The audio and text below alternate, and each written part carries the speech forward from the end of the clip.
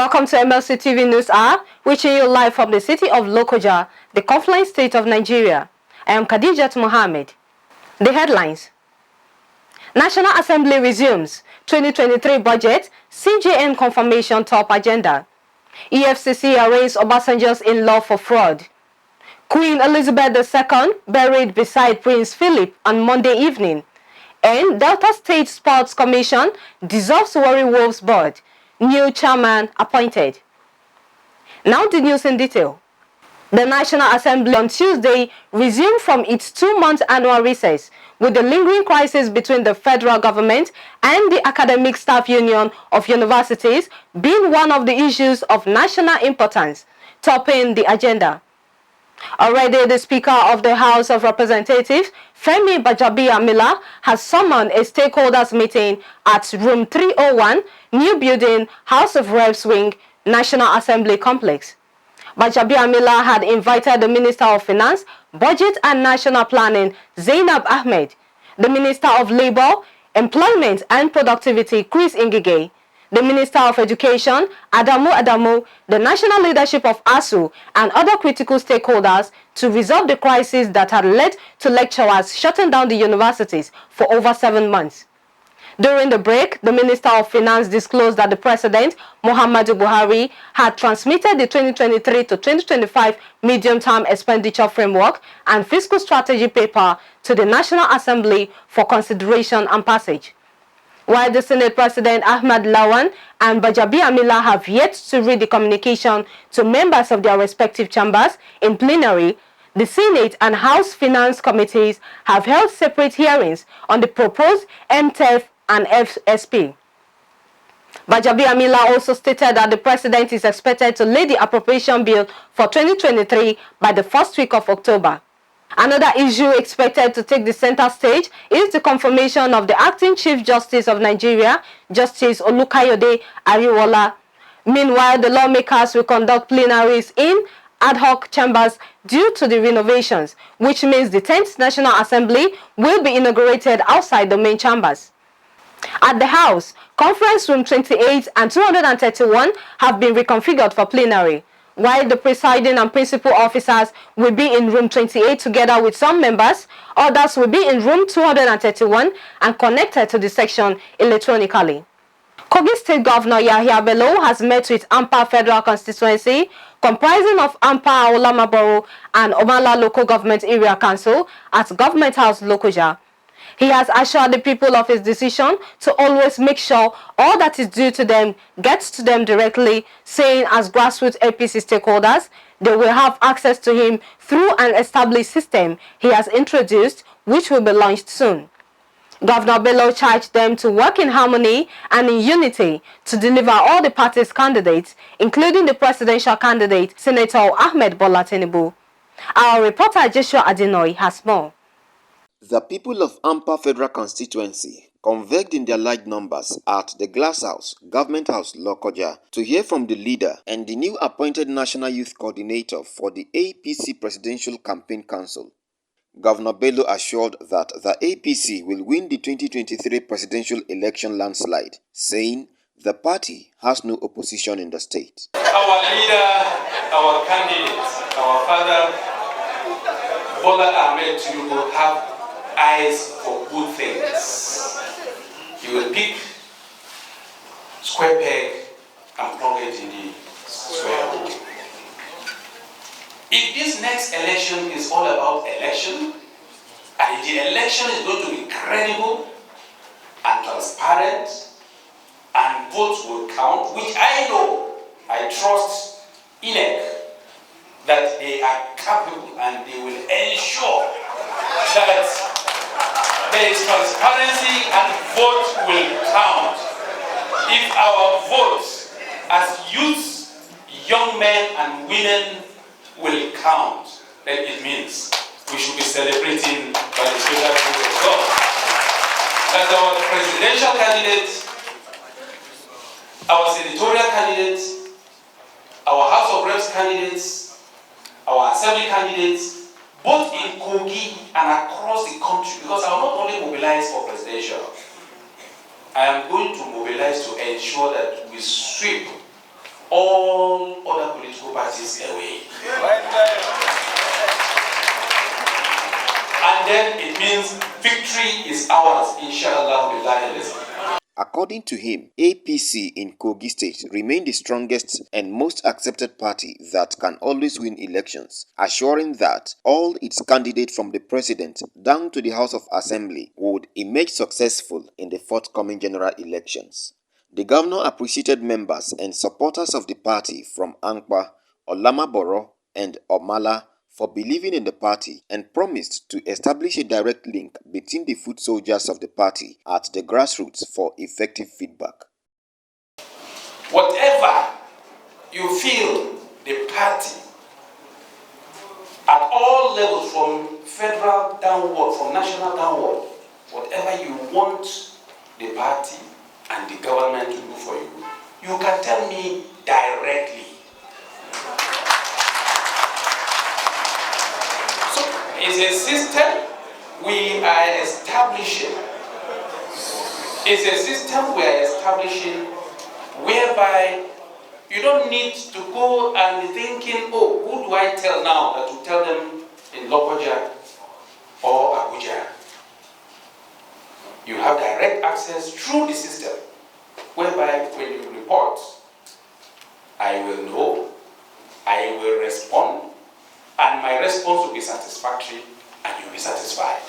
And I'm urging you, I'm admonishing you, I am advising you that don't allow yourself to get missing out of this structure.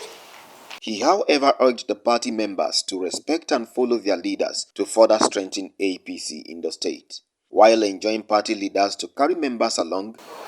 Don't allow anybody to bring any division. There are pioneering executives and members. They are part of us. No one single person will be thrown away. That is why you can see today, seated amongst us here, is the former chairman of the party who is now my political advisor, Hajia. That is why you can see Hajia Rabi here seated with us, and most of others. This is the way we carry ourselves along. We will open the space for people to come in. But as they are coming in, they would have seen a culture of unity and unison and formidability, and they will have to come and learn, abide by it, and follow queue from behind. The governor assured that with his appointment as the National Youth Coordinator for the APC Presidential Campaign Council, more youths, women, and people living with disability would be endeared to the ruling party. Joshua Adinoy, reporting for MLC TV. A group coalition of northern groups, CNG, has called on Nigerians to shun ethnic and religious sentiments in seeking for leaders that represent them at the helm of affairs in the next political dispensation. The group made the call during the 2023 Sensitization and Awareness Conference with the theme, Politics of Sentiment, a critical factor militating development and democracy in Nigeria, held at the Motel 5 Felele, Lokoja, Kogi State Capital. Discussants at the event stressed the need for religion and ethnic tolerance among the citizens of the country, and also warned politicians from causing dissatisfaction during electioneering process for the betterment of the nation. Our reporter Joshua Adinoy was there and now reports. Part of the vision and mission of Coalition of Northern Groups, CNG, a non-profit-making organization, is to see a united and prosperous northern Nigeria with its treasure shared by all its inhabitants, who will call every space their home. Capacity, tolerance, developmental agenda, courage, and other good virtues were the criteria participants were advised to look out for in those that will serve them come 2023. Speaking at the event, National Coordinator of the group, Jamilu Aliu, pointed out that ethnic and religious sentiments are enemies of development and charged Nigerians to seek to build bridges of peace at all times and desist from issues that will divide them. Let us not vote based on sentiment. Let us be sentiment biased in this country and both leaders based on competency and the integrity. We are very lucky enough that almost all the aspirants aspiring for most of the presidential flag bearers in the country have gone one way or the other political offices, or have one way or the other undergone a leadership in their community or in the country.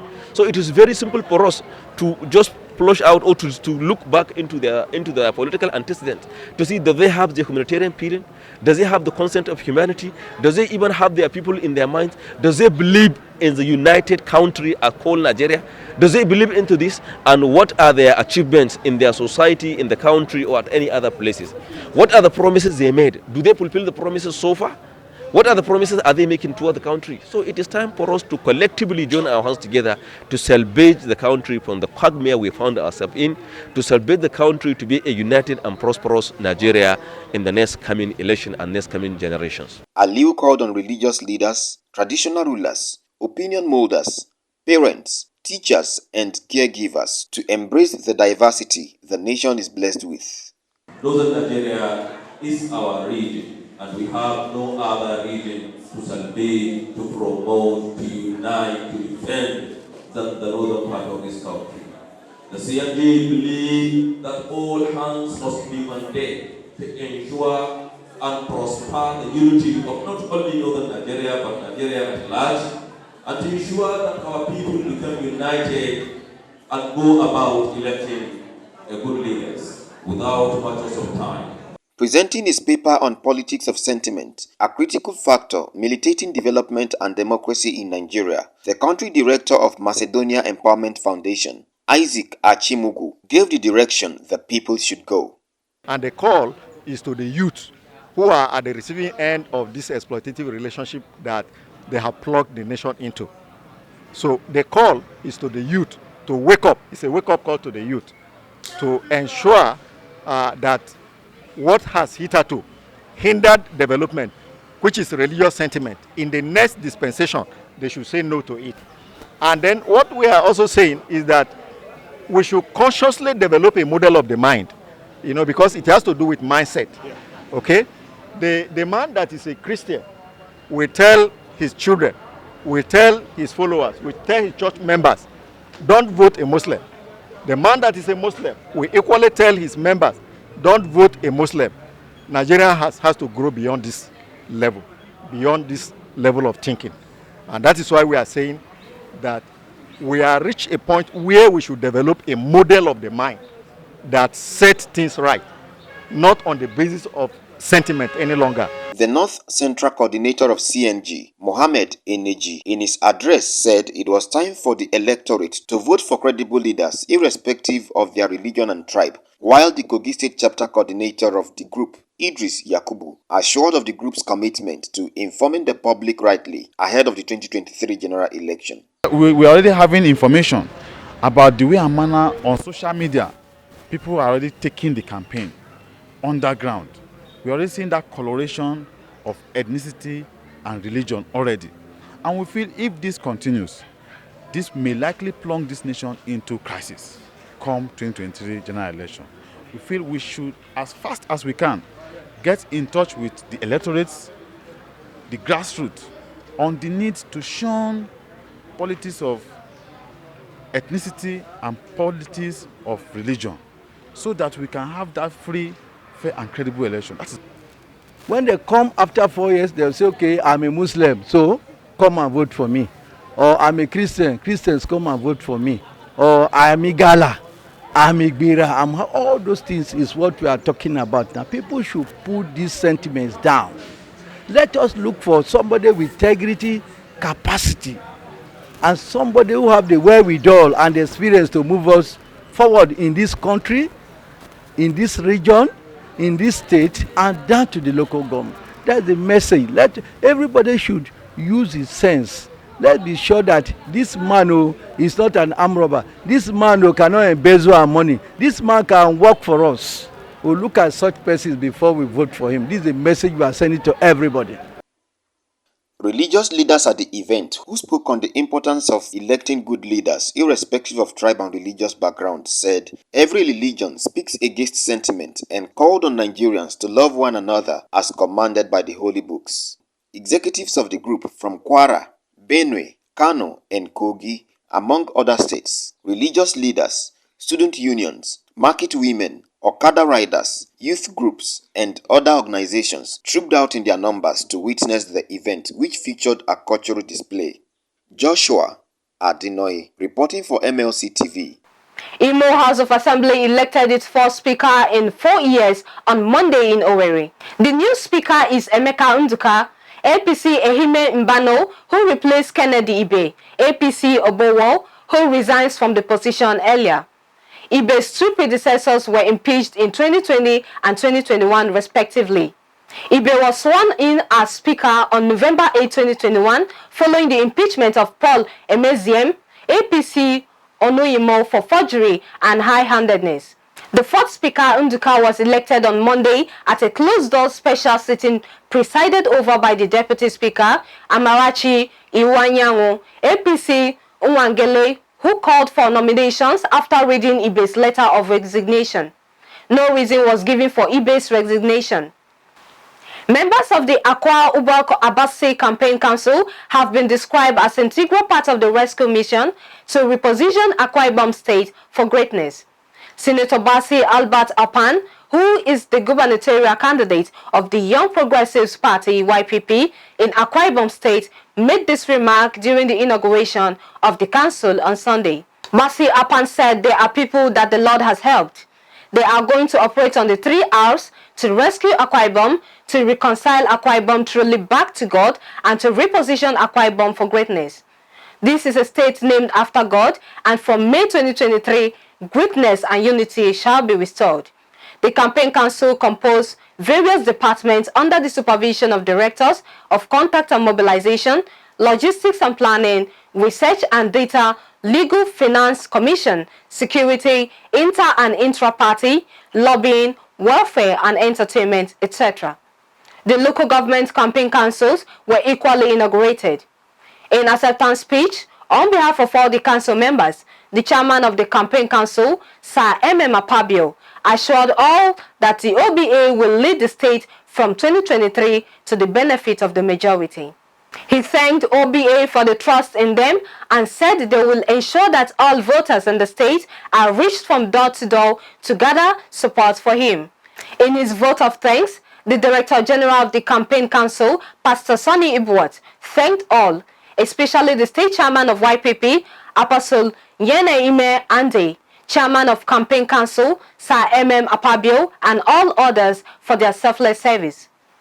The Lagos State Government, through the Lagos State Planning and Environmental Monitoring Agency and Lagos State Building Control Agency, has embarked on the demolition of illegal structures along the Lekki-Epe Expressway.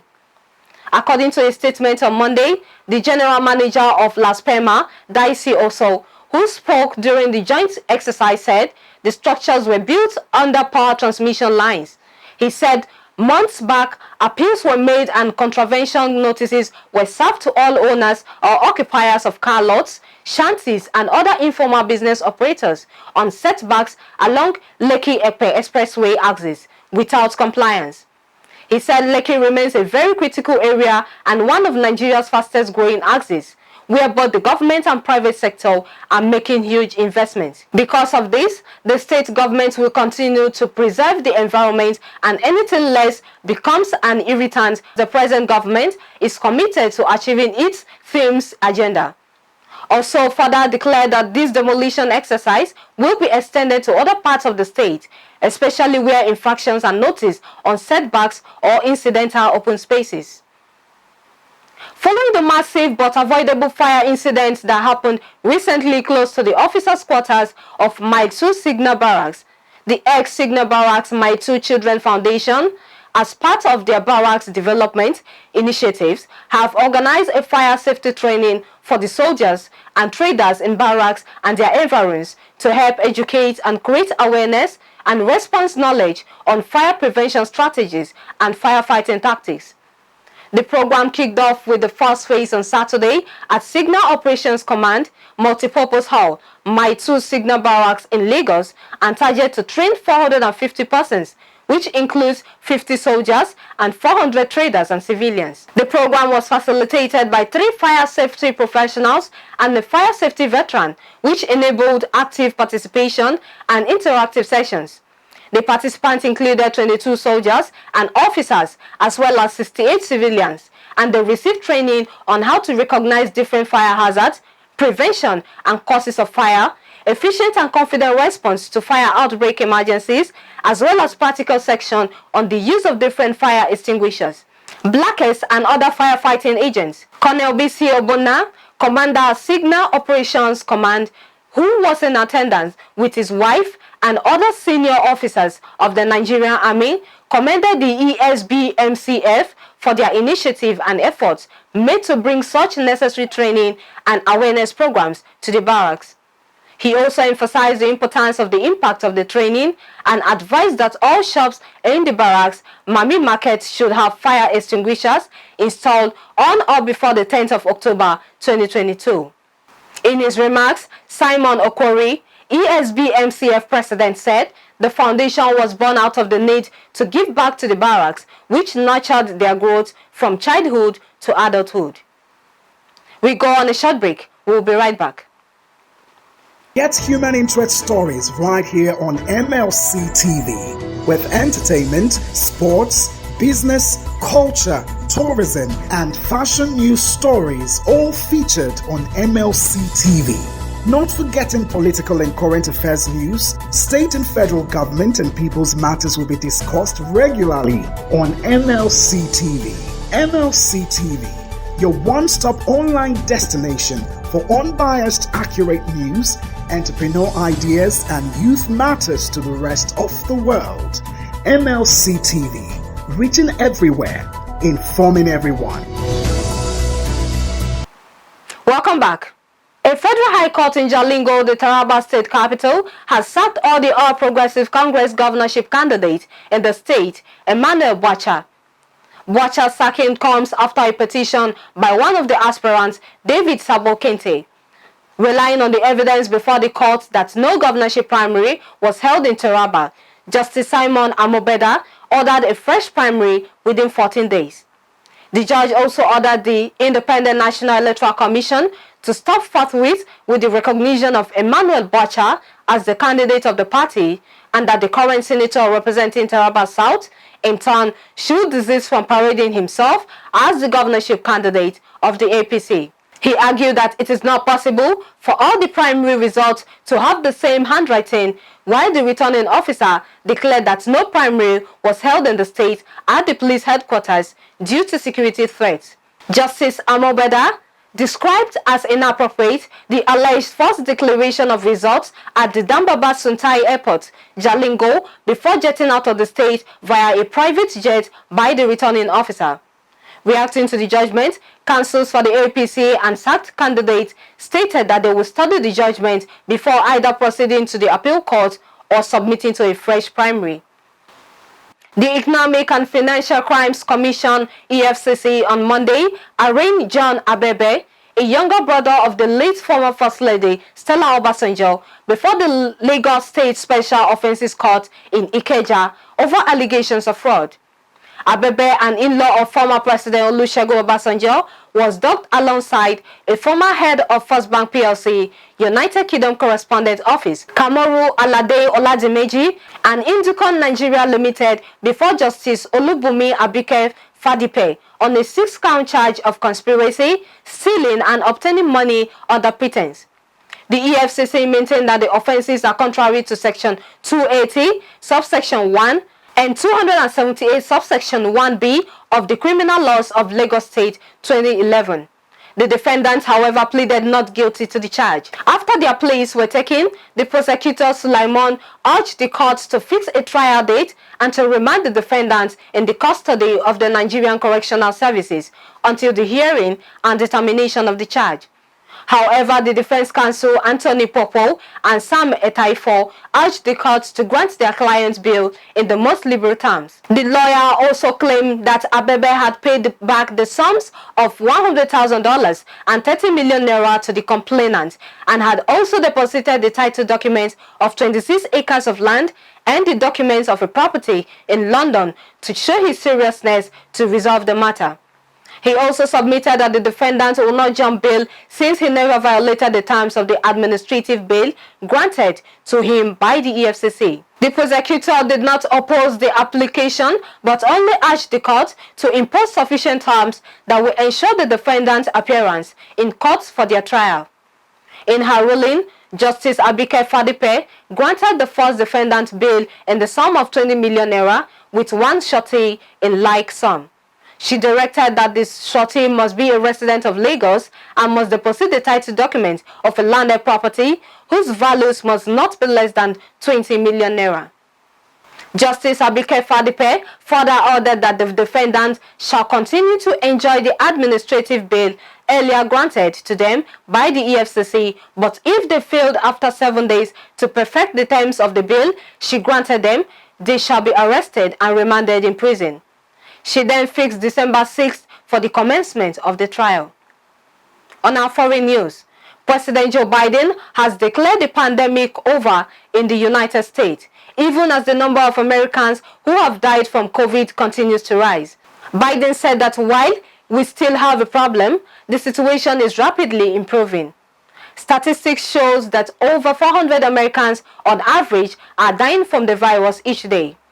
The head of the World Health Organization said last week that the end of the pandemic is in sight, but administration officers told U.S. media on Monday that the comments did not signal a change in policy and there were no plans to lift the ongoing COVID-19 public health emergency. In August, U.S. officials extended the public health emergency, which has been in place since January 2020 through to 13th October. On sports news, let's join Jonah Malik for update.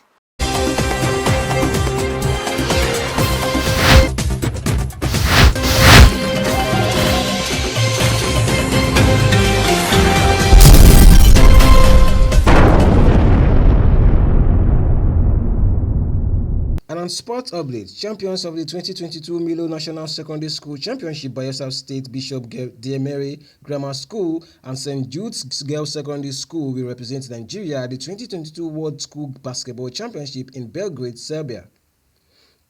The tournament dunks off Tuesday with Nigeria competing alongside 19 other nations including Brazil, Bulgaria, Chile, France, Greece, Hungary, India, Ireland, Nepal, North Macedonia, Serbia, Slovenia, Chinese Taipei and Turkey in the boys and girls categories.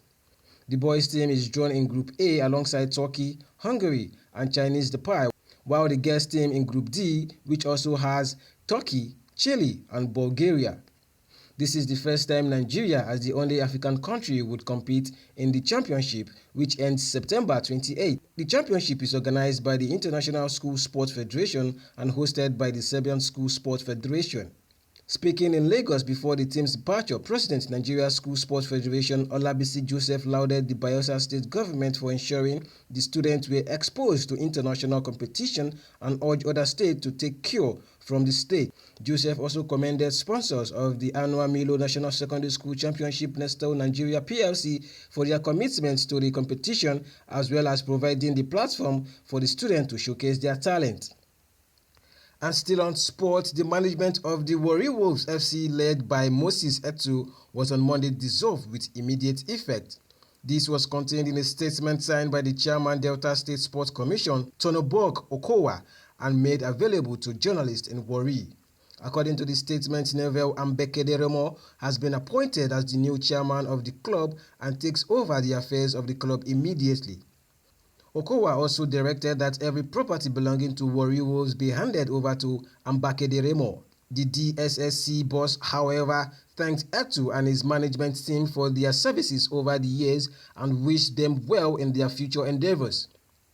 Etu was a two-time chairman of WARRI Wolves and led the team out of relegation in 2020, but the Seasiders were relegated the next season, with the Oil City Landlords failing to gain promotion last season after finishing behind eventual Group B2 winners Bayelsa United. And that's sports update on MLC TV News. I am Malik Jonah reporting. Back to our caster for more stories.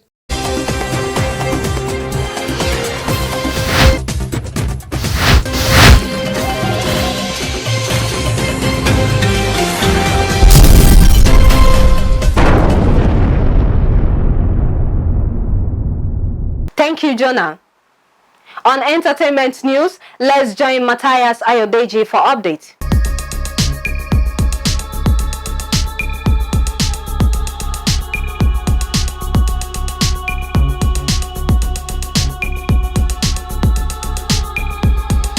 On entertainment, NOSC Nigeria's official selection committee for the Academy of Motion Picture, Arts and Sciences has announced the country's withdrawal from the 2023 Oscars race.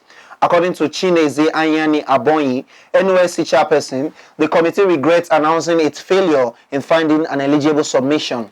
In a statement signed by Abonyi, the 15-member committee failed to reach a consensus on 3 contending titles due to their voting patterns. Yearly, the committee presides over Nigerian submission, deciding the best fit for the year's International Feature Film category, a category created by the Academy to award films from across the globe. NOSC non-eligibility verdicts will be the second in a row, as the committee last submitted an Oscar contender in 2020 with Desmond Obiageli's The Milkmaid. In October 2021, the committee announced no submission after weeks of deliberations. Prior to NOSC announcement, Kunle Afolayan and Mo Abdul had sparked Oscar considerations with the announcement of a brief theatrical opening of their non-English titles, Anikulapo and Election Oba. And that is all on entertainment news today. My name is Matthias Ayodeji Peter.